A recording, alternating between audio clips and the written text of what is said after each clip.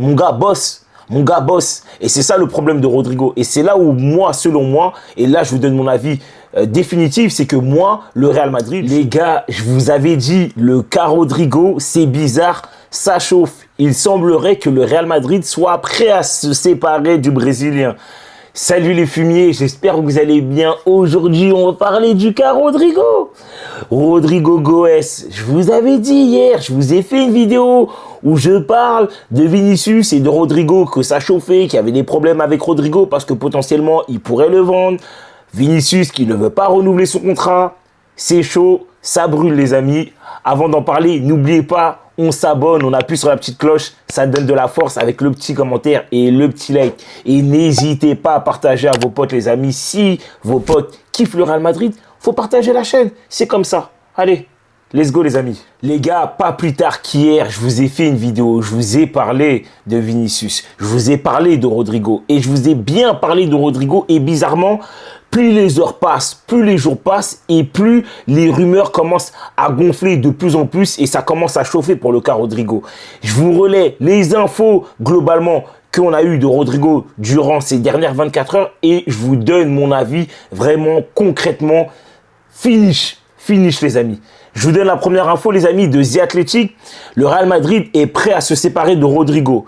Cela en raison de l'attitude du joueur et des plaintes de son père sur sa situation. Cette info nous vient tout droit de The Athletic et ça, je vous en avais parlé. Je vous ai dit qu'il y avait des bruits de couloir que comme quoi le père de Rodrigo se plaindrait que son fils ne joue pas assez, n'ait pas assez de temps de jeu et que surtout, à chaque fois, ce soit le premier joueur qui potentiellement soit remplacé. Enfin, franchement, désolé de le dire, mais sur toute la saison, oh, franchement, je vous dis la vérité. Première partie de saison, Rodrigo, il a été très bon. Ça, il n'y a pas de problème. Mais la deuxième partie de saison, il a été catastrophique. Il a été catastrophique. Et même pour vous dire, la première partie de saison, je suis désolé, c'était pas tout le temps lui qui sortait le premier. C'était pas tout le temps lui qui sortait le premier. Des fois, c'était Vinicius, des fois, c'était Rodrigo, et même des fois, c'était Mbappé. Mais là où moi, j'ai un problème avec cette information-là, c'est que Papa Goes, il se plaint que son fils n'ait pas assez de temps de jeu. Il se plaint que son fils sorte le premier. Mais en même temps, j'ai envie de lui dire, Rodrigo Goes, c'est qui est le joueur le plus inconstant offensivement au sein du Real Madrid? C'est bien lui. Est-ce que lui, il prend ses coronets, comme on dit, et il va voir son fils et il lui dit, travaille plus, fils, il faut faire ci, fils, il faut faire ça, fils. Ça, je ne suis pas sûr, les amis. Je ne suis pas sûr. Parce que si le Real Madrid est prêt à vendre le joueur, c'est que forcément le joueur n'est pas bon, c'est qu'il y a un petit problème, il y a un petit souci. Alors je sais que là, il y aura des gens qui pourront me rétorquer, ouais, mais Vinicius aussi, il n'est pas forcément bon, ceci, cela, nanani, nana.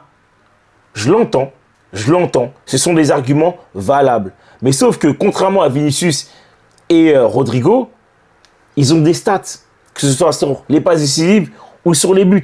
Et encore une fois, moi, je fais partie des gens qui pensent qu'il n'y a pas que les stats qui comptent. Mais même pour faire la différence, c'est-à-dire dans le mouvement, dans la création du jeu, bah Rodrigo, c'est pas trop ça. Ça ne veut pas dire qu'il le fait jamais. Il le fait par moment. Mais sauf que quand il le fait, après, il a un trou de 3, 4, 5 mois. Sauf que tu joues au Real Madrid. Tu ne peux pas te permettre d'avoir des errances comme ça de niveau de jeu pendant autant de temps. Surtout quand tu te prétends être un titulaire indiscutable et que tu ne veux pas aller sur le banc. Enfin, moi, personnellement, je le vois comme ça. Je ne sais pas si je suis fou, il faut me le dire. Mais moi, personnellement, je le vois comme ça. Ensuite, on passe à la seconde info, les amis, encore de The Athletic, c'est que le Real Madrid et Xabi Alonso sont ouverts à un départ de Rodrigo en cas d'offre acceptable. Arsenal a eu des discussions préliminaires avec les représentants de Rodrigo, ces dernières semaines. Désolé de dire ça, mais je ne pense pas que Xabi Alonso puisse décider réellement si Rodrigo doit partir. Bien sûr, il a son mot à dire, parce que forcément, c'est son joueur. Mais c'est pas lui qui va décider, hey, on le garde ou on le garde pas. Tu vois ce que je veux dire? Parce que si, là, il te dit tout de suite, hey, je veux pas Mbappé, mais la direction va lui dire, mais qu'est-ce que tu racontes? Donc, tu vois pas ce que je veux dire. Mais j'ai très bien compris le délire. Oui, forcément, la direction et le coach discutent, et je pense qu'ils sont sur la même longueur d'onde. Je pense. Une autre info qui nous vient de A, c'est que Xabi Alonso s'entretiendra avec Rodrigo après la Coupe du Monde des clubs pour clarifier son avenir. Pour clarifier son avenir, moi je le vois comment? C'est pour lui dire que, poto, qu'est-ce qu'on fait? Tu acceptes de jouer à gauche et du coup tu acceptes d'être en concurrent face à Vinicius, ou tu veux jouer à droite et du coup tu retrousses les manches, tu mouilles le maillot, tu transpires. Parce que moi personnellement je suis désolé, hein. Les rumeurs qu'on a, et même en dehors des rumeurs, c'est qu'en fait, factuellement, on a compris, on le sait, c'est que Rodrigo préfère jouer à gauche. Et ça, il n'y a pas de problème. Il n'y a pas de problème, c'est son poste préférentiel, c'est là où il se sent le plus à l'aise, il n'y a pas de problème. Mais sauf que quand on te met à gauche, oui, tu fais des bons matchs, mais sauf que tu n'es pas meilleur que ton compatriote. Et il est là le problème. Il est là le problème. Et c'est là où il faut, Rodrigo, qu'il accepte la concurrence. Et s'il accepte la concurrence, il faut qu'il se batte justement pour gagner sa place, selon moi. Ça, pour moi, c'est un très gros problème. Et ensuite, je vous donne la dernière info qui est tombée il n'y a pas plus tard qu'aujourd'hui. C'est que Arsenal est prêt à offrir plus que 90 millions pour Rodrigo cet été. Arsenal attend le mois d'août pour bouger pour Rodrigo. Xabi Alonso aura une discussion avec lui. Bon, bref, ça, je vous ai déjà donné l'info. Attendre le mois d'août, quand même, je trouve ça tard. Personnellement, je trouve ça tard. En sachant que la Coupe du Monde des clubs qui, actuellement, le Real Madrid dispute, finit à peu près le 15 juillet, la quinzaine de juillet. Je pense, un truc comme ça.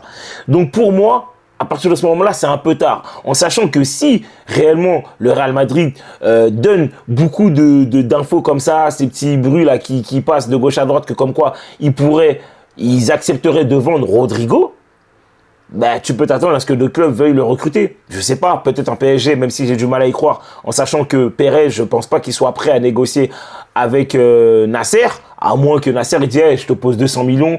Je pense que vas-y, il dit ok, basta, je te le fais partir ton joueur, tu vois. Mais après, tu as Manchester City et hier, je vous ai dit, Pep Guardiola, ça fait un long moment qu'il court derrière ce joueur-là, donc il y a de fortes chances que ça puisse arriver. Et après, peut-être, je sais pas, Manchester United ou autre, même si j'y crois pas trop. Mais en tout cas, Arsenal, va falloir qu'il se bouge bien avant août. Va falloir qu'il prenne la température bien avant août. Parce que sinon, si Manchester City vient, ça va être chaud. En sachant que si Manchester City dit, bon là, je pose 90 millions, tu sais que Manchester City, ils vont gonfler le prix. Ils vont dire, nous, on pose 100, 120, 130. Et après, on verra qui voudra mettre le plus d'argent. Et là, le club, c'est eux qui vont décider est-ce qu'on accepte ou on n'accepte pas. Et après, bien sûr, je pense que le choix de Rodrigo a une importance dessus sur le rôle qu'il pourra avoir potentiellement au sein d'Arsenal et sur le rôle que potentiellement il pourra avoir au sein de Manchester City. Moi, je vous dis la vérité. S'il va à Arsenal, c'est bien pour lui. Il sera dans un collectif huilé, une équipe qui marche assez bien et bien sûr une équipe qui a quelques carences offensivement. Ils n'ont pas de neuf, ils n'ont pas un ailier gauche, ultra fort. Martinelli, c'est un très bon joueur, mais c'est pas du niveau de Rodrigo, selon moi. Et bien sûr, de l'autre côté, ils ont Saka. Manchester City, ils ont des joueurs offensivement très très bons. Marmouche, Haaland et j'en passe. Savigno, bref. Côté gauche, Doku, ok, mais Doku, je trouve que c'est un joueur très très spécial. Et Grealish qui potentiellement ils vont vendre. Et forcément, quand tu rentres dans le jeu de Manchester City, bien sûr, tu vas t'y faire, tout ça et tout. Mais maintenant, le problème c'est que Rodrigo, est-ce qu'il a ce caractère-là pour casser ce plafond de verre? Parce que clairement, moi personnellement, je trouve qu'il a atteint son plafond de verre et qu'il n'arrive pas à le briser. Il n'arrive pas à le briser. Et ça s'explique par plusieurs manières. Premièrement, il ne veut pas accepter la concurrence. Et en plus de ça, c'est un joueur qui ne travaille pas assez. Il se repose beaucoup sur ses acquis, les amis.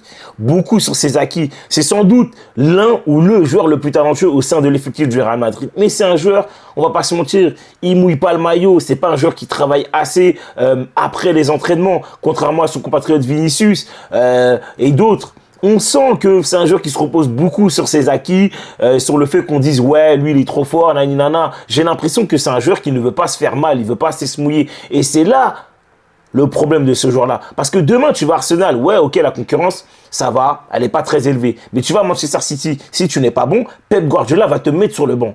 Pep Guardiola te mettra sur le banc. Et il faudra accepter ça. Tu ne pourras pas aller dans les couloirs à Manchester City et te plaindre et pleurer. Parce que Pep Guardiola va te dire tout de suite, mon gars, bosse. Mon gars bosse. Et c'est ça le problème de Rodrigo. Et c'est là où moi, selon moi, et là je vous donne mon avis définitif, c'est que moi, le Real Madrid, je veux qu'il le vende. Je veux qu'il le vende parce que premièrement, pour l'ambiance au sein du club, c'est pas bon. De ce qu'on comprend aussi, la direction en a marre que son père vienne se plaindre. Et pour moi, je pense que si tu récupères l'argent de Rodrigo, tu peux potentiellement faire un autre transfert, un ou deux transferts, et voire même gagner en masse salariale pour potentiellement essayer, je mets bien des guillemets, essayer, parce qu'en fait, on ne sait pas, essayer de pouvoir donner un nouveau contrat à Vinicius qui pourra potentiellement le satisfaire en termes de salaire.